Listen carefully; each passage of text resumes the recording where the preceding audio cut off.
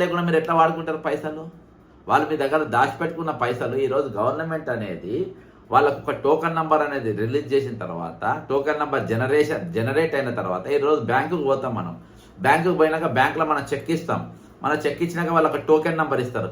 Token number ఇస్తే పైసలు చేతిలో పడ్డట్టే. ఈరోజు టోకెన్ నంబర్ ఇచ్చి పైసలు మన చేతులు రాలేదంటే ఏందన్నట్టు?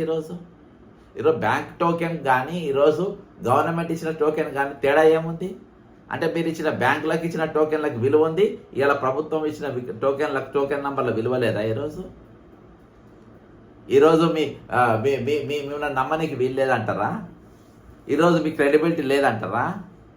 ఈరోజు క్రెడిబిలిటీ లేని వాళ్ళు ఈరోజు పాలకులుగా మారినరా? ఈరోజు వీళ్ళ పర్మిషన్ లేకుండా ఏ విధంగా వాళ్ళ డబ్బులు మీరు వాడుకుంటారు? టోకెన్ నంబర్లు ఇచ్చిన తర్వాత ఏ విధంగా వాడుకుంటారు? అది ఎంత పెద్ద నేరం అది. కాబట్టి గత్యంతరం లేని పరిస్థితులలో ఈరోజు కోర్టును ఆశ్రయించిన వారు కోర్టును ఆశ్రయించారు. ఈరోజు మీరు అధికారం కలవాల్సిన వాళ్ళు అధికారులు కలిసారు, కంటెంప్ట్ వేయవలసిన వారు కంటెంప్ట్ వేసారు. కానీ ఇది రాజ్యాంగానికి సంబంధించినటువంటి ఇష్యూ. ఈ ఇష్యూ ఏంటంటే రాజ్యాంగానికి సంబంధించిన ఇష్యూ. ఇది ఒక కమిటెడ్ బడ్జెట్ కిందికి వస్తుంది. ఆ కమిటెడ్ బడ్జెట్ ఎప్పుడైతే ఆ కాన్స్టిట్యూషన్ వీళ్ళు తప్పినరో 101% ఇది ప్రభుత్వము ఒక నేరగాళ్ళ లెక్క నిలబడాల్సిన పరిస్థితి.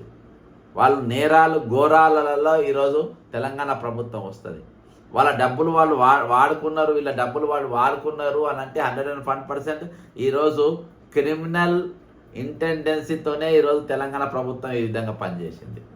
తెలంగాణకు క్రిమినల్ ఆలోచన ఉన్నది కాబట్టి, ఒక క్రిమినల్ చిట్ ఫండ్కు ఉండే ఆలోచన ఈరోజు తెలంగాణ ప్రభుత్వంకు ఉంది కాబట్టి అందుకనే ఈరోజు మాట్లాడలేని పరిస్థితి. మొన్నటి దినాన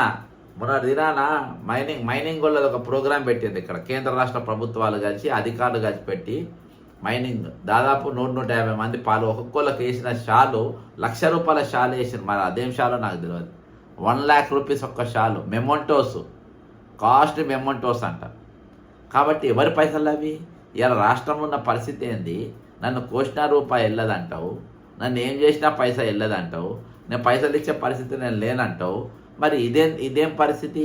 ఈరోజు వాళ్ళ డబ్బులు ప్రజల పైసలు ఇష్టానుసారంగా ప్రజా ఖజానాను ఇష్టానుసారంగా ఈరోజు మీరు వాడుకుంటున్నారంటే ఇది దేనికి సంకేతం ఇది? కాబట్టి ఇది దౌర్భాగ్యమైన పాలన. ఖచ్చితంగా మన దానికి ఫుల్ స్టాప్ పెట్టాల్సిన అవసరం ఉంది. ఖచ్చితంగా ఈరోజు వీళ్ళు ఏం చేస్తారు? రిటైర్డ్ ఉద్యోగులు ఏం చేయగలుగుతారు? వీళ్ళు మహా అంటే వీళ్ళని కలుస్తారు, ఒక పిటిషన్ ఇస్తారు, లేకపోతే 2 చేతులు అయితే మా దండం పెడతారు, 4 రోజులు అయితే